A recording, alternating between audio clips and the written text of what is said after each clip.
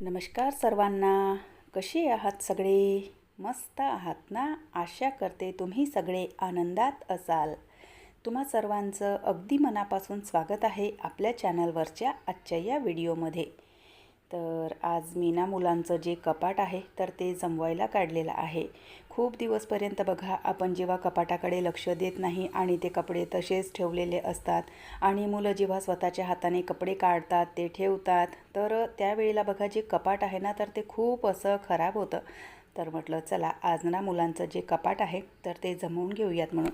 आणि मुलांचे कपडे बघा कशा पद्धतीने ठेवायचे जेणेकरून जे कपाट आहे तर ते खराब होणार नाही आणि जे कपडे आहेत तर ते विस्कटीत होणार नाही. खूप खूप दिवसपर्यंत आपलं जे कपाट आहे तर ते छान अशा कंडिशनमध्ये राहणार. तर तेच तुम्हाला आजच्या या व्हिडिओमध्ये बघायला मिळणार आहे. तर व्हिडिओ शेवटपर्यंत नक्की बघा. व्हिडिओ कुठे जरी आवडला तर लाईक करा, चॅनलवर पहिल्यांदा आले असाल तर सबस्क्राईब करा आणि घंटीचं बटनसुद्धा दाबा जेणेकरून माझ्या येणाऱ्या व्हिडिओचं नोटिफिकेशन तुम्हाला असंच मिळत राहील. आणि व्हिडिओ कसे वाटतात तर ते सुद्धा न चुकता कमेंट करून सांगत चला. आज हे सगळं मी सुरुवातीलाच बोलली आहे कारण बघा तुम्ही ना कमेंट खूप कमी करता, खूप कंजूसी करता कमेंट करायला. तर प्लीज व्हिडिओ कसे वाटतात किंवा तुमचे काही सजेशन्स असतील तर ते सुद्धा तुम्ही मला या व्हिडिओमध्ये देऊ शकता. तर प्लीज कमेंट करत चला. तुमच्या एक कमेंटमुळे खूप मोटिवेशन मिळतं. तर चला व्हिडिओला केलेली आहे सुरुवात. तर बघा जेव्हाही मी कपाट जमवायला काढते तर त्यावेळेला ना पूर्ण जे कपाट आहे तर ते काढून असे त्यातले जे कपडे आहेत तर ते पसरवत नाही. कारण सगळे कपडे जर आपण एकत्र काढले तर त्यावेळेला बघा कपड्यांचा ना खूप असा गोंधळ होतो आणि मग कपडे घडी करते वेळी, त्यांना जमवते वेळी, त्यांना सॅग्रिगेट करते वेळी ना खूप असा गोंधळ होतो आणि डोकंसुद्धा चालत नाही. तर त्यामुळे मग कपडे जेव्हाही मला मुलांचं कपाट जमवायचं असतं तर त्यावेळेला मी काय करते एक एक सेक्शन जमवायला घेते.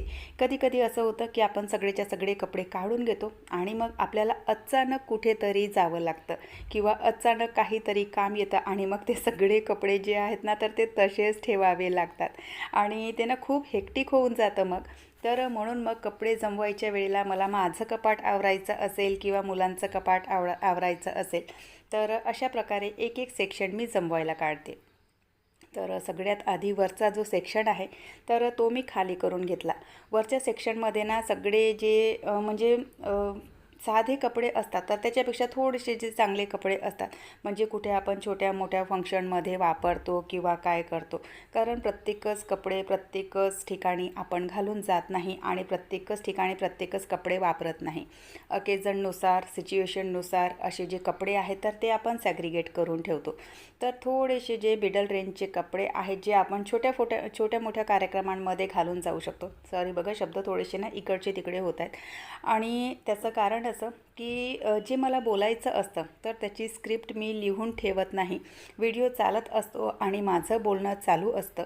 तर त्यामुळे शब्दांची जी रचना आहे आणि शब्द जे आहेत तर ते थोडेसे इकडच्या तिकडे होतात. कधी कधी काही शब्द रिपीटसुद्धा होऊन जातात. कालच ताईंची ना कमेंट होती की एकच वाक्य तुम्ही बऱ्याच वेळा रिपीट करता. तर सॉरी कधी कधी ना असं होऊन जातं कारण काहीही लिहिलेलं नसतं आणि जसा व्हिडिओ चालत जातो तर तसं माझं बोलणं जे आहे तर ते चालू असतं. तर त्यामुळे शब्द जर थोडे इकडच्या तिकडे होत असतील तर त्यासाठी आधीच सॉरी. तर बघा पहिलं जे सेक्शन आहे तर ते मी जमवून घेतलं आणि बघा जेही ह्या फर्निचरच्या अलमाऱ्या असतात, जेही कपाट असतात तर त्यामध्ये आपण ना कितीही नाही म्हटलं तरी ना त्यामध्ये धूळ ही जातेच. कुठून जाते काय जाते माहिती नाही. आणि मेन म्हणजे बघा याचे जे दारं असतात ना तर ते त्याचा जो प्लायवूड आहे तर तो थोडासा मोठा असतो. तर त्यामुळे त्याला हालचाल करण्यासाठी, दार उघड बंद करण्यासाठी, मूवमेंट करण्यासाठी ना थोडीशी स्पेस जी आहे तर ती जास्त ठेवलेली असते. तर त्यामुळे तिथे ना खूप अशी धूळ जाते. तर म्हणून मग थोड्या दिवसांनी जे कपाट आहे तर ते स्वच्छ करावेच लागतात. किंवा मग अशा पद्धतीच्या कपाटांसाठी ना आपण जे क्लॉथ ऑर्गनायझर असतात तर त्यांचासुद्धा वापर करू शकतो. सध्या माझ्याकडे काही ते आहेत नाही. मागवायचा विचार करते, नंतर कधीतरी मागवणार. तर म्हणून मग सध्या ते जे कपाट आहे तर ते मला ना वेळच्या वेळी स्वच्छ करावंच लागतं. तर वरचा सेक्शन मी आधी पूर्ण जमवून घेतला आणि त्यानंतर मग जे आपले डेलीचे म्हणण्यापेक्षा बघा कुठे छोट्या मोठ्या ठिकाणी आपल्याला जायचं असतं, जवळच्या जवळ कुठे फिरायचं असतं, तर जे ही जीन्स टॉप वगैरे जे काही असतात तर ते मी सगळे इथे जमवून घेतले आणि सगळे जे कपडे आहेत तर ते बेडवर पूर्ण आधी व्यवस्थित जमवून घेतले आणि त्यांना सॅग्रिगेट करून घेतलं. आता बघा कपडे जमवायच्या वेळेला काय करायचं की जे कधीही काळी असे रेअर कंडिशनमध्ये घातले जाणारे जे कपडे असतात तर ते ना वेगळे ठेवायचे आणि त्यानंतर त्यापेक्षा थोडेसे जे डाऊन कपडे असतात म्हणजे आपण कुठे जाण्या येण्यासाठी वापरतो किंवा कुठे छोटे मोठे जे फंक्शन्स असतील तर त्यामध्ये वापरतो तर ते वेगळे ठेवायचे. आणि अगदी काही असे कपडे असतात की जे आपण रोजच्या रोज कुठे बाहेर जायचं असेल किंवा काय असेल तर अशातले जे कपडे असतात तर ते कपडे ना अगदी समोर ठेवायचे. म्हणजे बघा मुलं जेव्हा स्वतःच्या हाताने सुद्धा कपडे काढतात तर त्यावेळेला बाकीचे सगळे जे कपडे आहेत तर ते विस्कटल्या जात नाही. सगळे कपडे जसेच्या तसेच ठेवलेले असतात आणि बाकीचे जे डेलीचे कपडे आहेत तर तेच फक्त त्यांच्याकडून काढले जातात. नाहीतर मग आपण काय करतो की सगळेच्या सगळे कपडे जेव्हा एकत्रच ठेवायला घेतो तर अशा वेळेला ना आपल्याला काढायचा एक कपडा असतो किंवा मुलंसुद्धा काढतील तर एक कपडा काढण्याच्या जागी ना बाकीचे सगळे जे कपडे आहेत तर ते विस्कटल्या जातात. म्हणून मग कपडे जर आपण अशा पद्धतीने सॅग्रिगेट करून ठेवले म्हणजे जाण्या येण्याचे कपडे वेगळे, थोडे कार्यक्रमाला जायचे कपडे वेगळे आणि थोडे जे हेवी कपडे असतात तर ते वेगळे ठेवले की जे कपाट आहे ना तर ते खूप दिवसपर्यंत जसंच्या तसं असं छान राहतं, खूप असं विस्कटल्या जात नाही. तर एक सेक्शन मी जमवून घेतलं आणि त्यानंतर मग दुसरा सेक्शन जमवायला घेतला. तर या कपाटामध्ये बघा 2 सेक्शन्स दिलेले आहेत, पार्टिशन करून घेतलेलं आहे तिथे आणि त्यामध्ये जे दारं आहेत तर ते स्लायडिंग डोअर टाकलेले आहेत कारण बाजूलाच बेड होता आणि त्यामुळे मग दारं काही व्यवस्थित उघडल्या गेले नसते तर म्हणून मग तिथे मी ना स्लायडिंग डोअर टाकून घेतले. तर एक सेक्शन पूर्ण जमलेला आणि त्यानंतर मग दुसरा जो सेक्शन आहे तर तो मी जमवायला घेतला. तर इथे बघा सगळे जे महागडे कपडे असतात कोणाच्या लग्नामध्ये वगैरे आपण बघा मुलांसाठी ना खूप असे महागडे कपडे घेतो. जवळचं जर लग्न असेल तर छान छान अशा फ्रॉकी म्हणा किंवा लाचे म्हणा तर असे घेतो. तर ते बघा खूप दिवसपर्यंत आपण घालत नाही, खूप वर्षानुवर्ष ते तसेच ठेवलेले असतात. तर ते सगळे कपडे मी या साईडला जमवून घेते. आणि बघा पुन्हा आणखी एक गोष्ट की मुलं जेव्हा 8 ते 12च्या वयामध्ये असतात किंवा 6, 7 ते 12, 13च्या वयामध्ये असतात तर हा जो पिरियड आहे मुलांचा तर तो ग्रोईंग पिरियड असतो. म्हणजे या वयामध्ये मुलांची जी वाढ आहे तर ती खूप अशी झपाट्याने होते आणि या वेळेला आपण ना मुलांसाठी बघा म्हणजे जेही कपडे घेतो तर ते त्यांना ना खूप असे लवकर छोटे होतात.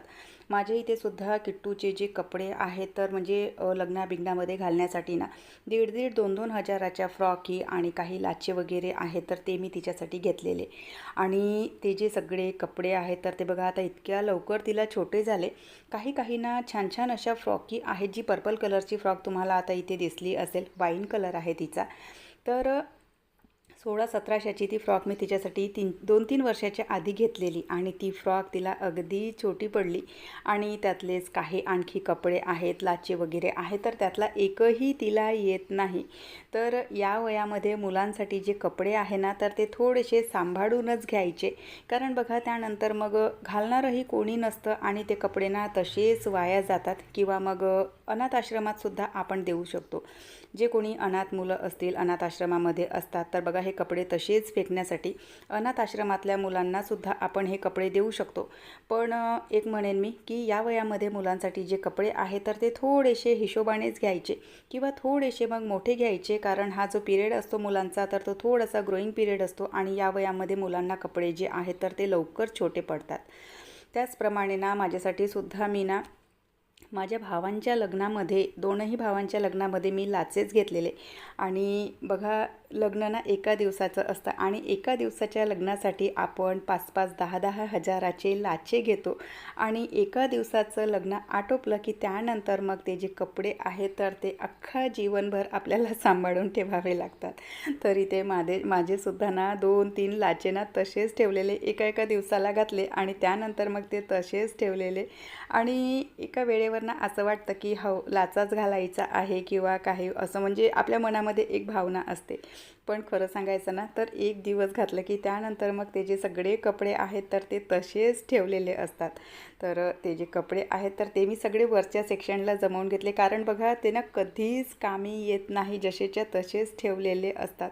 कारण एकदा लग्न आटोपलं आणि अगदी जवळच्या लग्नामध्ये आणि स्पेशली म्हणजे आपल्या भावांचं वगैरे लग्न असतं, तर त्याच वेळेला आपल्या मनामध्ये हवस असते की लाचा घालायचा आहे किंवा थोडंसं काहीतरी वेगळं ट्राय करायचं आहे. आणि त्यानंतर मग ना आपण दुसऱ्या लग्नामध्ये त्याच्याकडे ना बघतसुद्धा नाही, तर ते ना तसेच ठेवलेले असतात. तर सगळे लाचे वगैरे ना वरच्या सेक्शनला जमवून घेतले. मुलांचे सुद्धा महागडे कपडे होते, तर ते सुद्धा सेकंड याच्यामध्ये जमवून घेतले. आणि त्यानंतर मग ना सगळ्या नॅपकिन्स, मोजे वगैरे सगळे इकडे तिकडे ठेवलेले असतात. तर त्यांच्यासाठी बघा अशा प्रकारचे ना हे छोटे छोटे ऑर्गनायझर्स मी वापरते. म्हणजे सकाळी सकाळी नॅपकिन्स हवी असेल कुणाला किंवा मोजे हवे असतील, रुमाली हव्या असतील, तर सकाळी सकाळी आपलं डोकं खराब होत नाही, ते अगदी असं व्यवस्थित एका ठिकाणी ठेवलेलं असतं. तर ते सुद्धा सगळे असे ना इथे जमवून घेतले. तर बघा हे जे कपाट आहे ना, तर आधी या कपाटाची कंडिशन अशी होती, म्हणजे पूर्ण कपाट सगळं असं विस्कटलं गेलं होतं आणि कमीत कमी 6 महिने झाले असतील मी कपाट काही जमवलेलं नव्हतं. आणि तेच कपाट आता या कंडिशनमध्ये आलेलं आणि बघा तिथे किती सारी मोकळी जागा झालेली. नाही तर ना एक कपडा जर तिथे ठेवायचा असेल ना, तर अजिबात जागा तिथे नव्हती. तर मस्त छान असं सगळं कपाट आवरून घेतलं. व्हिडिओ इथेच संपवते. बाय. हर हर महादेव.